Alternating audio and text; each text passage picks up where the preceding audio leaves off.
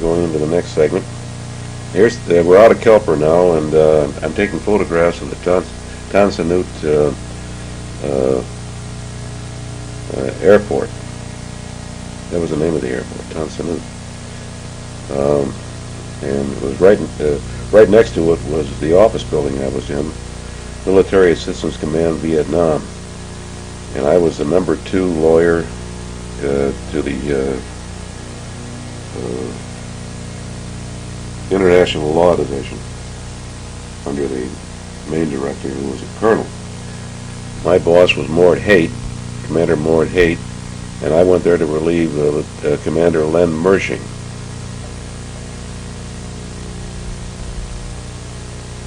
That shows the rocket that came through the roof there. You see that on the top? Yeah, it showed earlier too. There was pretty big holes there. Oh, there are holes everywhere. Here's the airfield.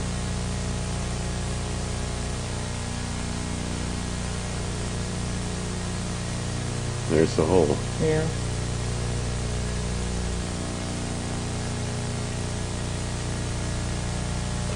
This is where I phoned Mother by using a shortwave radio system they hooked up for the military people. Yeah, it was our first contact, and you couldn't reach us at home. We'd gone to your mother's, and I was actually running the vacuum for her when the call came through.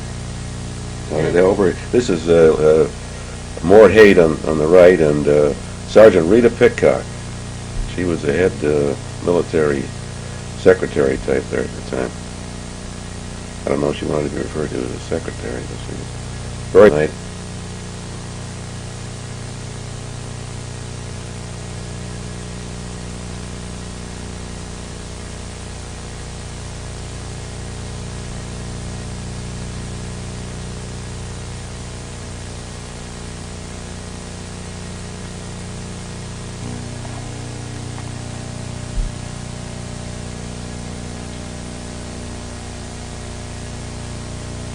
Those are the bunkers set up in case of rocket attack. We'd all run out to those bunkers and stay inside till the feeling passed.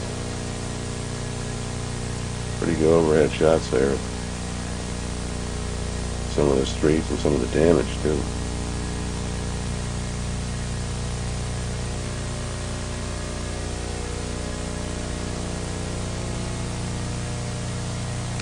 This is the monsoon rain. It comes straight down. No wind, and it's a seasonal thing, and it's turned on and off during the day and night like a water faucet.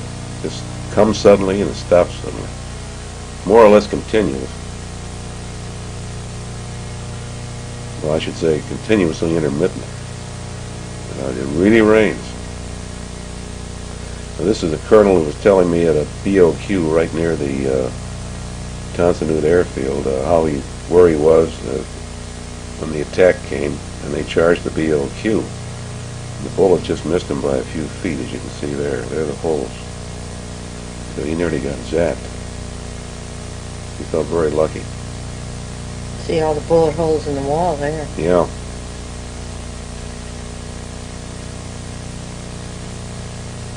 Put it mildly, those were not BB shots. That's right. There's a swimming pool. So it's sort of incongruous to see all these creature comforts in the middle of a war zone. You got a swimming pool and tennis courts.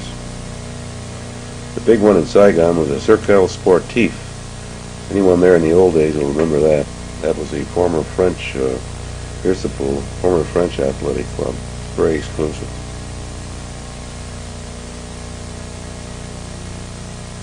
I used to know this fellow's name, but I've forgotten it. He was in our office. You can see tropical vegetation there. Yeah. You're right. Some of these scenes are really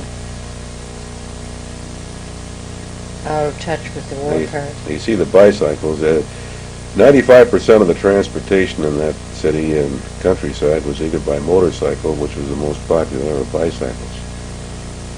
Cars had to just kind of inch through all the bicycles and motorcycles.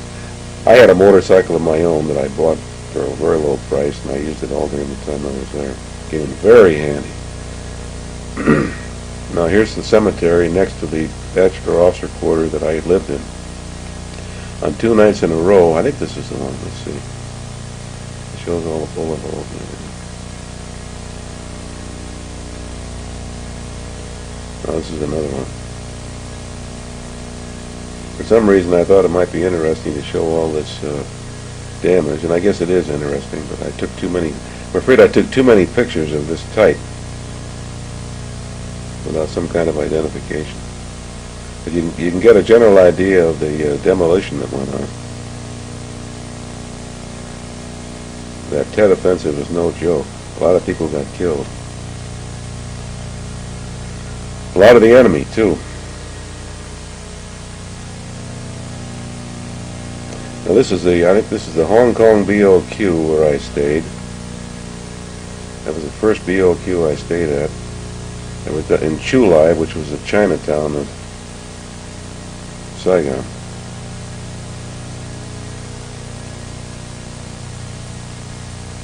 Hong Kong, that's it.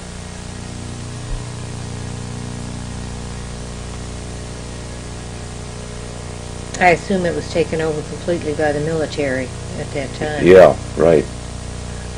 You see those barricades and sandbags, those were not there before Tet. This is one of the colonels in our office. I forgot. There's Len Mershing on the right, Mort Haight in the center, and Sergeant Pitcock.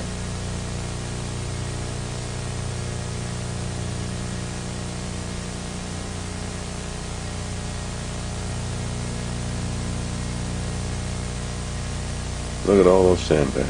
Yeah. They were needed, too.